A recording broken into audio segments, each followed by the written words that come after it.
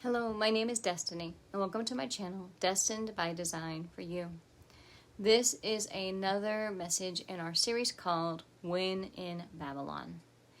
In previous messages, we have talked about how even though we live in this world, we are to be in the world but not of the world. As children of God, we are exiles in this fallen world, and we are expected to live as citizens of the kingdom of God here on earth until we are united with Christ. Previously, we've looked at Daniel and how Daniel was an exile in Babylon, in a culture that was totally counter to what was expected of him as a Jew. And because Daniel obeyed God and followed God's ways, no matter the cost, he glorified God, he blessed Babylon, and he blessed the people of God because of his obedience. Now, we are going to look at Esther and how she is another example of how we can live as children of God here on earth. Now, Esther and her cousin Mordecai lived in Shushan. They lived during the reign of the Persians and Medes. And we're not going to go into the whole story, but a brief recap is that after the king of Persia had put away his previous wife, he missed her, and his advisor suggested that young virgins be brought in and for him to make one of them queen instead of his previous wife, Vashti. And when this decree was made, Esther was brought in as one of these virgins, and she was made queen. And God used her position as queen to deliver the people of God from a wicked plot set to destroy them. Now, we're going to go to the very beginning of where Esther is introduced. Esther is not introduced in the book of Esther until chapter 2. So we're going to start in Esther chapter 2, verses 5 through 8. Now in Shushan the palace, there was a certain Jew, whose name was Mordecai, the son of Jair, the son of Shimei, the son of Kish, a Benhamite, who had been carried away from Jerusalem with the captivity which had been carried away with Jehoiachin, king of Judah, whom Nebuchadnezzar, the king of Babylon, had carried away. And he brought up Hadassah, that is Esther, his uncle's daughter, for she had neither father nor mother, and the maid was fair and beautiful, whom Mordecai, when her father and mother were dead, took for his own daughter. So it came to pass, when the king's commandment and his decree was heard, and when many maidens were gathered unto Shushan the palace, to the custody of Hegai, that Esther was brought also unto the king's house, to the custody of Hegai, keeper of the women. This is where Esther's story begins. And the first two things they tell us about Esther is that she is an orphan and that she is fair and beautiful. Now I want to pause here, because already this is starting to sound like a fairy tale. And while there may be fairy tale elements in the story of Esther, this is not a fairy tale. This is not fiction. The story of Esther is historical. It tells us about real people and real things they faced and how the hand of God moved in their lives. So as we read this story, let's remember that these are not just characters. These are real people. Now back to the fact that the only two things we're told in the beginning about Esther is that she's an orphan and that she is fair and beautiful. The next thing we are told is that when the decree is made, she is brought into the palace and put into the care of Hegai, the keeper of the women. So let's look at what kind of impression Esther makes upon entering the palace. Going back to Esther chapter 2, starting in verse 8, and reading through verse 11, it says, So it came to pass, when the king's commandment and his decree was heard, and when many maidens were gathered unto Shushan the palace, to the custody of Hegai, that Esther was brought unto the king's house, to the custody of Hegai, keeper of the women. And the maid pleased him, and she obtained kindness of him. And he speedily gave her her things for purification, with such things as belonged to her, and 7 maidens, which were meet to be given her, out of the king's house, and he preferred her and her maids unto the best place of the house of women. Esther had not showed her people nor her kindred, for Mordecai had charged her that she should not show it. And Mordecai walked every day before the court of the women's house to know how Esther did and what should become of her. So upon entering the palace, Esther has immediate favor. Just like Daniel, favor follows her, and she immediately receives privileges and gets brought to the beginning of her beauty treatments. She is given the best of everything because she has found favor with Haggai, keeper of the women. And let's see how that favor affects her in the palace. Continuing in Esther 2, starting in verse 15, it says, Now when the turn of Esther, the daughter of Abihail, the uncle of Mordecai, who had taken her for his daughter, was come to go in unto the king, she required nothing but what Haggai, the king's chamberlain, the keeper of women, appointed. And Esther obtained favor in the sight of all them that looked upon her. In the story of Daniel, he had this same kind of favor, and it gave him both allies and enemies. With Esther, it does not show her enemies. It says that she had favor in the sight of all them that looked upon her. If she had any enemies, the Bible does not tell us. What it does tell us is that she had favor in the sight of all them that looked upon her. So even though that favor she received from Haggai gave her privileges and put her ahead of others, it doesn't talk about those who envied her or hated her. It talks about the favor she had from everyone who looked upon her. Now, how does that favor affect her when she meets the king? Continuing in Esther chapter 2, starting at verse 16 and ending at 17. So Esther was taken unto King Ahasuerus into his house royal in the 10th month, which is the month of Tebeth, in the 7th year of his reign.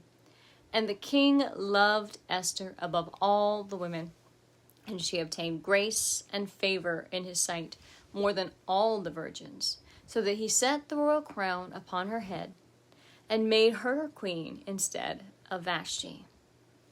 Again and again and again, Esther is followed by a supernatural favor. She receives immediate favor from Haggai.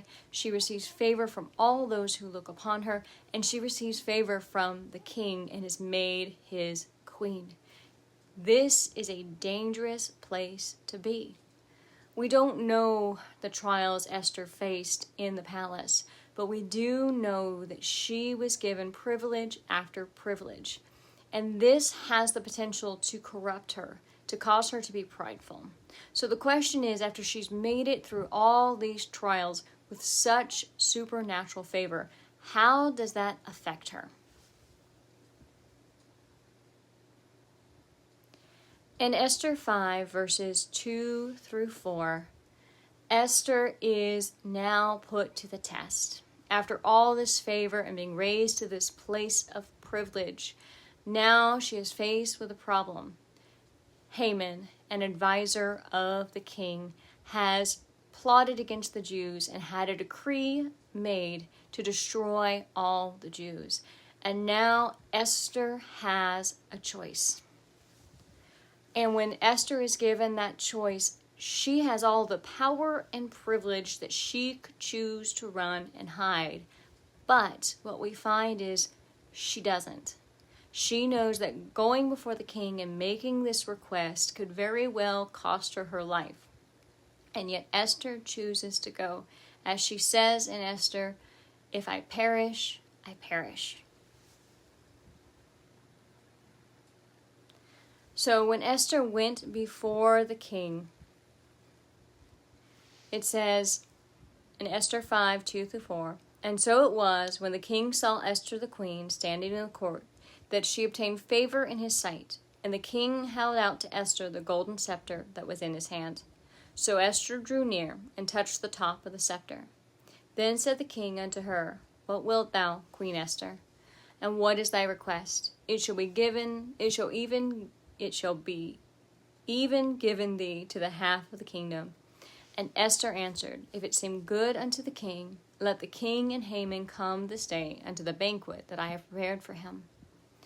Even though Esther has had this continuous favor, and even though the moment the king sees her, she finds favor in his sight, and he immediately puts out the scepter towards her, Esther is still walking in humility. She doesn't make a crying plea. She doesn't make a screaming demand. She comes with humility and a simple request for the king and Haman to come to a banquet. And what we find is, once that banquet happens, again, she asks for them to attend a second banquet. Now keep in mind, this king, the ruler of a vast empire, has just told her that he would give her up to half of the kingdom. Whether he means that figuratively or literally, it shows how much favor Esther had in the sight of the king. He would have given her anything she asked. And yet Esther asks nothing but for him to come to a banquet. She does this the first time and the second time. Now, another little pause here. I've often questioned, why did Esther ask for him to come to 2 banquets? Was it fear? What was it that stopped her from asking him for saving the Jews at their first banquet? But one very important thing happens between the first banquet and the second. After the first banquet, Haman is thrilled, and he is boasting and excited about what has just happened, how he and the king alone were invited to this banquet. But he sees Mordecai and his blood is boiling. He can't enjoy it as long as Mordecai is there to ruin it for him. And so, after being consoled by his friends and his wife, they suggest that a gallows be made and that he request the king hang Mordecai. And so the next day, Haman is on his way to request Mordecai be hung when the king, who has had trouble sleeping, calls him in and says, "What should I do for a man which pleases the king?" Haman, being fully prideful, is like, he must be talking about me. And he lists all these things that he would want done unto him. And the king looks at him and says, "Do as you have said unto Mordecai." Because when the king couldn't sleep, they had read the reports, and it was found that Mordecai had discovered a plot to kill the king and had saved the king's life. And the king wanted to reward Mordecai for this. So Haman is required to parade Mordecai through the city, singing his praises, because the king is honoring him. And so Haman is absolutely mortified. And he goes home and he's whining and he's complaining to his friends when this happens. And then he is brought to go before the king and Esther for the second banquet. Now,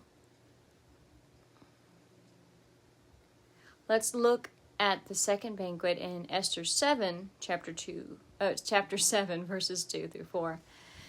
And the king said again unto Esther on the second day at the banquet of wine, "What is thy petition, Queen Esther?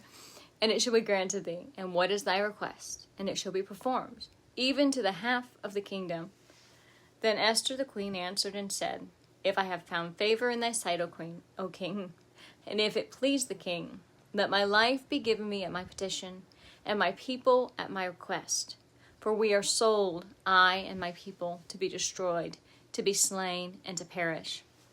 But if we've been sold for bondmen and bondwomen, I had held my tongue, although the enemy could not countervail the king's damage." We again see Esther's humility.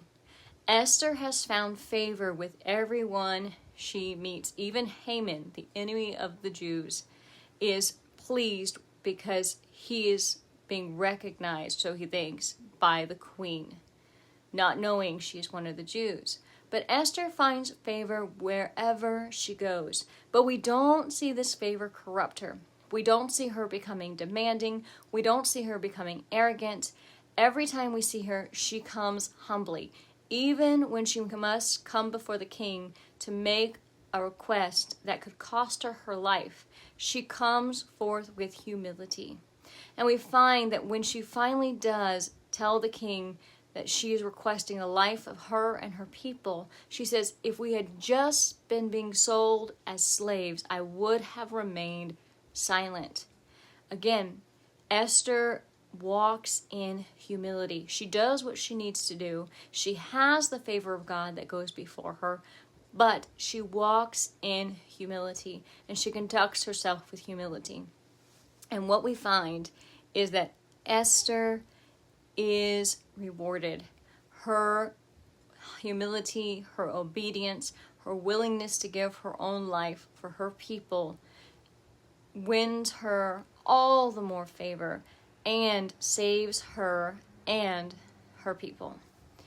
Now, when we read Esther chapter 8 verses 1 through 2, it says, on that day did the king Ahasuerus give the house of Haman the Jews' enemy unto Esther the queen. And Mordecai came before the king, for Esther had told what he was unto her. And the king took off his ring, which he had taken from Haman, and gave it unto Mordecai. And Esther set Mordecai over the house of Haman. Now, Esther has been given victory over her enemy, but there is a problem. Haman is destroyed. Esther and Mordecai are spared and honored, but that decree which has been made cannot be reversed. So Esther must once again come before the king. And this time, let's see how she reacts. It says in Esther chapter 8, verses 3 through 8, and Esther spake yet again before the king, and fell down at his feet, and besought him with tears to put away the mischief of Haman the Agagite, and his device that he had devised against the Jews. Then the king held out the golden scepter toward Esther. So Esther arose and stood before the king and said, if it please the king, and if I found favor in his sight, and the thing seem right before the king, and I be pleasing in his eyes, let it be written to reverse the letters devised by Haman, the son of Hammedatha, the Agagite, which he wrote to destroy the Jews, which are in all the king's provinces. For how can I endure to see the evil that shall come upon my people? Or how can I endure to see the destruction of my kindred? Then the king Ahasuerus said unto Esther the queen, and to Mordecai the Jew, behold, I have given Esther the house of Haman, and him they have hanged upon the gallows, because he laid his hand upon the Jews. Write ye also for the Jews, as it liketh you, in the king's name, and seal it with the king's ring. For the writing which is written is in the king's name, and sealed with the king's ring may no man reverse. Again, Esther comes forth with humility, even tears in this case, pleading that the decree be reversed. She doesn't stop just because her life is spared and her enemy is destroyed. She continues to do what needs to be done until her people are saved. And a counter decree is written. And when that counter decree is written, the fear of God and the fear of Mordecai come upon the people, so that on the day when the Jews were meant to be destroyed, many joined the Jews, and the Jews in all the provinces had victory over their enemies. So much joy and celebration happened after this that it became a holiday that is celebrated up until this very day, because Esther had favor and she did not let that favor corrupt her. Esther was able to save her people. She was able to bless her people and glorify the name of the Lord through her obedience, through her humility. So the question is, what do we do when we have that kind of favor? That favor may gain us enemies and allies like Daniel, or that favor may give us favor with everyone that looks upon us. Whichever way it goes, and most likely we'll experience both in this lifetime. The question is, how do we let that favor affect us? A good example of this is Haman and Esther. Both of them had favor with the king. Esther walked humbly in her favor, and she pleaded on the behalf of others and served to glorify God, whereas Haman only worked to serve himself, using flattery and many other things to garner that favor with the king. The difference between Haman's favor and Esther's favor is that the favor Esther had came from God, and the favor Haman had was simply favoritism. And favoritism failed in the end, and he was ultimately destroyed. Esther had many advisors that she listened to. She had many people who were there guiding her in what to do. And because of that, she was able to glorify God and save the people of Israel. Whereas Haman listened to his wife, his wise men, and his friends. And these very people who had advised him and helped him plot this scheme against Mordecai and the Jews are the very people who, in the end, told him that he would surely fail. And right after that, he was brought into the second banquet, and his sentence was announced, and he was hung on the very gallows that his friends had helped him plot to build for Mordecai. Favor is a blessing, but when we use it for our own ambition and our own selfishness, it will destroy us, because that favor will ultimately fail. But when we use the favor God has given us to help others and to glorify God, then God will do mighty things in our life. Now the question is, how do we get this kind of favor that only comes from God? And that will be in our part 2 video of Esther. Next video, we will look at how did Esther get such favor, and how can we as children of God have that kind of favor in our lives. Until next time, let your light so shine before men that they may see your works and glorify your Father which is in heaven. Matthew 5, verse 16. See you soon.